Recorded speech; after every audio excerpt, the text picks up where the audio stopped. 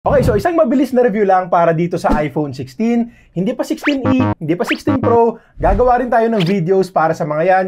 Pero sa ngayon, dito muna tayo sa iPhone 16. Bumaba na rin kasi yung presyo nito ngayon. So pag-uusapan natin kung panalo ba tayo sa ganitong klase ng phone. At kung sa tingin mo, medyo mabigat yung presyo kung biglaan, pwede ka namang mag-apply sa sponsor natin ngayon, Home Credit. Swakto ang summer with Home Credit dahil sa 0% installment offers nila at as low as 0% down payment. Pwede kang magka-iPhone 16 for as low as 1,643 pesos per month. At hindi lang sa smartphones and gadgets yan, meron din silang installment offers para sa mga pampalamig natin ngayong summer, like aircon for as low as 1,123 pesos per month, refrigerators for as low as 777 pesos per month, at kung ano-ano pang appliances na swakto ngayong tag-init. Siyempre, available yan sa 15,000 plus na Home Credit Partner Stores nationwide. Yung mobile application nila, meron din naman sa parehong App Store and Play Store. At hanggang May 14 na nga lang pala yung promo nila. So, click nyo lang yung link dyan sa my description to know more about the swaktong summer deals ng Home Credit. Okay, so start muna tayo sa design at build. Lalo na't marami-rami din yung nabago dito kumpara sa iPhone 15. Unang-una, iba na yung itsura ng camera island ngayon. And personally, mas nagustuhan ko rin. Mas simple, mas elegante yung datingan niya para sa akin. And parang bagay na bagay din sa pagiging compact phone niya, yung dalawang camera lang. Maganda rin yung mga kulay ngayon, matitingkad. Teal yung pinaka nagustuhan ko dyan, ang lamig sa mata, at ang ganda ring tignan sa personal. Sa build naman, of course, IP68 rating pa rin tayo dito. Glass back panel, aluminum frames, and naka second generation ceramic shield protection na rin para dito sa mismong display. Itong sa akin, nilagyan ko rin kaagad ng tempered glass. Since kahit ano pang sabihin nilang protection dyan, kahit anong ingat pa natin, magkakagasgas at magkakagasgas pa rin. So, ilalagay ko na lang din sa description yung link ng tempered glass na nabili ko para dito. Action button, meron pa rin tayo. At tulad lang din sa 16 Pro, meron na rin tong dedicated camera button na babalikan pa natin sa usapang camera. Dito muna tayo sa display. 6.1-inch OLED panel na naka-dynamic island. Honestly, naging maganda yung atake nila dyan sa dynamic island na yan. Lalo na't parami pa ng parami yung mga applications na supported. Pinaka gusto ko yan kapag nagbubook ako ng Grab since lumalabas dyan yung quick info ng booking ko. Yung side bezels, manipis rin naman. Hindi lang talaga kasing nipis nung ginawa nila sa Pro versions. Tapos, pagdating sa mismong picture quality ng display, wala akong marereklamo dahil na-enjoy ko talaga yung panonood ng anime, ng TV series at movies dito. Netflix man yan, YouTube videos, solid din yung speakers, flagship level din talaga at impressive para sa ganitong kaliit na smartphone. Haptic feedback, okay na okay din. Tapos sa brightness naman, ginamit ko yan outdoors at maayos ko namang nakikita yung screen. Kaya na rin bumaba niyan sa 1 nit, which is good kung katulad kita na nagsiselfone pa rin kahit patay na yung mga ilaw. Though mas maganda pa sana kung meron din sila nung extra dim feature tulad sa mga flagship Samsung phones. So, ang gandang display na sana, panira lang talaga para sa akin yung 60Hz na screen refresh rate. Well, kada iPhone video ko naman sinasabi ko lagi sa inyo na para sa akin hindi na makatarungan yung 60Hz sa ganitong presyo ng phone. Kumbaga, latest phone ka, tapos Apple ka pa, so syempre may presyo,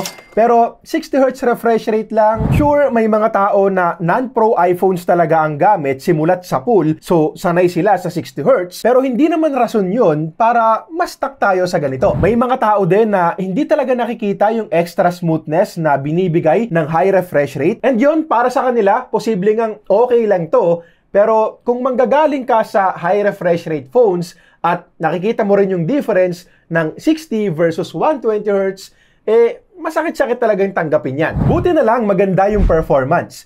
Actually, maganda-ganda yung upgrade sa chipset kahit compared sa iPhone 15. Kasi from A16 Bionic, tumalon na kaagad tayo sa A18 chip dito sa iPhone 16. And sadya ng Apple yan kasi kailangan din nila yan sa AI or sa Apple Intelligence nila. So as expected, flagship phone performance talaga to. Very smooth gamitin, very responsive, no lags kahit magpalit-palit pa tayo ng mga applications. iOS version 18 na rin yung naka-install dyan out of the box. And kung titignan natin yung history ng Apple, makakapag-expect tayo ng 6 na taon o higit pa na software support dito. Alagang-alaga rin sa updates yan, syempre. Yung AI nila, honestly, hindi pa talaga talaga tatapat sa mga AI features ng mga Android phones natin. So para sa akin, hindi pa talaga dapat gawing big deal yung Apple Intelligence sa pagpili mo ng smartphone. Para sa mga gamers dyan, okay naman for casual gaming. Syempre, hindi naman gamers ang pinaka-target ng Apple dito. Mga less demanding games like Mobile Legends, Call of Duty, yan, walang problema. Swabe mo talagang malalaro yan dito. Hindi rin naman gaanong iinit sa mga yan. Pwera na lang syempre kung nasa mainit na lugar ka rin, tapos naka-mobile data ka pa, mga ganon. Yun nga lang, syempre, expect nyo na rin na wala tayong high frame rate gaming dito since limited nga lang yung display sa 60Hz. And nung sinubukan ko naman ang Genshin Impact, very playable din. Wala lang akong FPS counter para sa iOS, so hindi ko kayo mabibigyan ng eksaktong numbers dito. Pero sa experience ko, very smooth din naman. Most probably nasa 50 plus, 55 plus average FPS. However, umiinit talaga yung phone kapag graphic intensive games yung lalaruin natin. So kung ganitong titles ang trip mo at naka iPhone 16 ka na, isasuggest ko na gamitan mo to ng phone cooler. Ilalagay ko sa description yung maire-recommend ko. Or kung hardcore gamer ka talaga,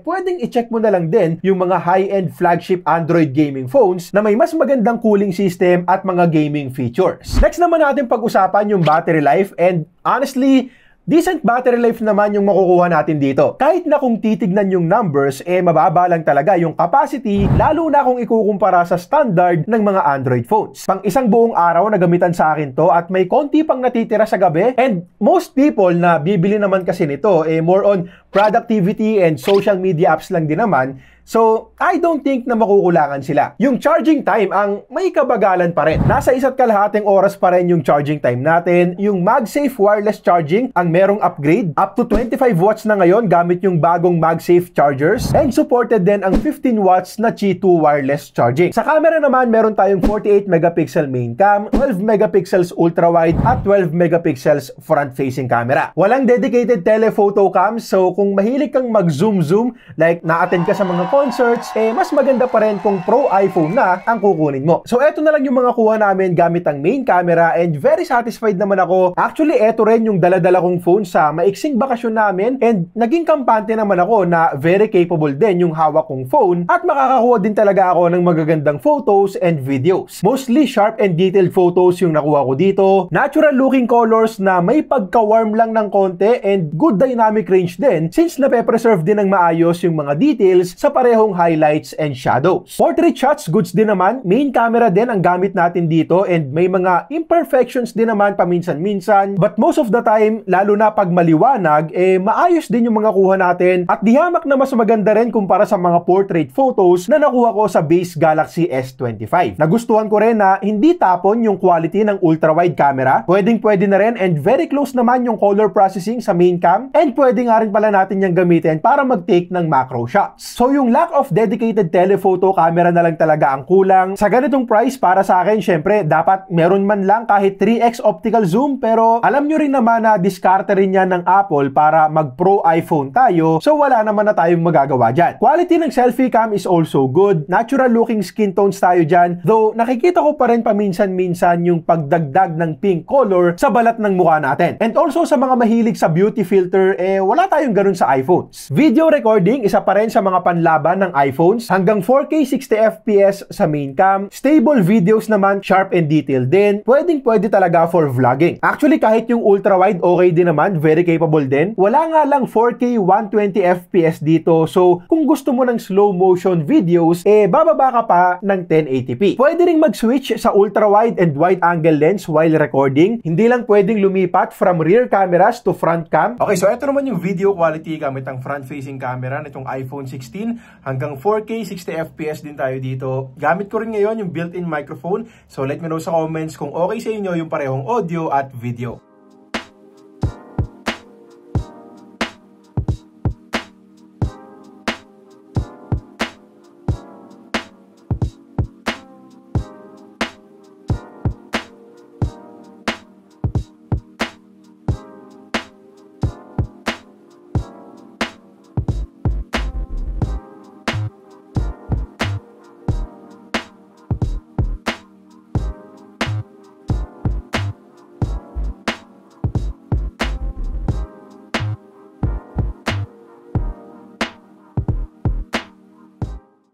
graphic styles, meron na rin tayong control pad para mas ma-personalize pa natin at mas ma-adjust yung tones and colors. Honestly, hindi ko siya ginagamit or inaayos bago or habang nagte-take ng photos. And most probably, karamihan sa atin hindi rin since tutok at shoot lang din naman talaga tayo. Pero ang maganda naman dito, pwede pa rin natin gamitin yan after na natin kumuha ng picture. So, ang hindi ko talaga nagagamit at hindi ko rin trip gamitin, unfortunately, ay itong dedicated camera button. Okay, so hindi naman ako magpapaka-plastic. Excited din talaga ako nung una nilang in-announce to kasi gusto ko talaga yung mga button sa smartphones. Sa iPhone 15 Pro, gamit na gamit ko yung action button para mabilisang ma-open yung camera app. So, nung sinabi nila na meron na raw dedicated camera button, ang naisip ko kaagad, number 1, pwede na akong mag-set ng iba pang shortcut para sa action button. And number 2, syempre ang cool din kasi na meron kang dedicated button para sa camera. Tapos, ang dami pang pwedeng gawin, pang zoom, pang adjust ng aperture, etc. etc. Kaya lang, nung ginagamit ko na,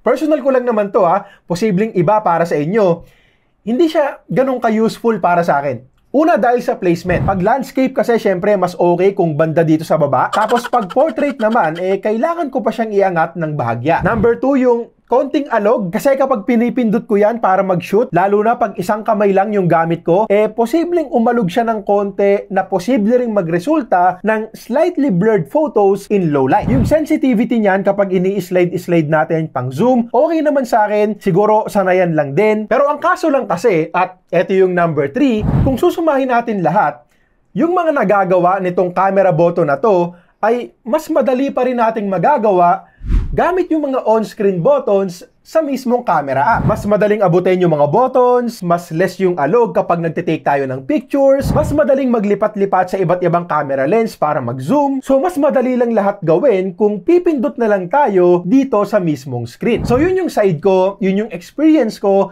Pero para sa mga iPhone 16 users dyan, let me know na rin sa comments kung nagagamit nyo ba talaga itong camera button.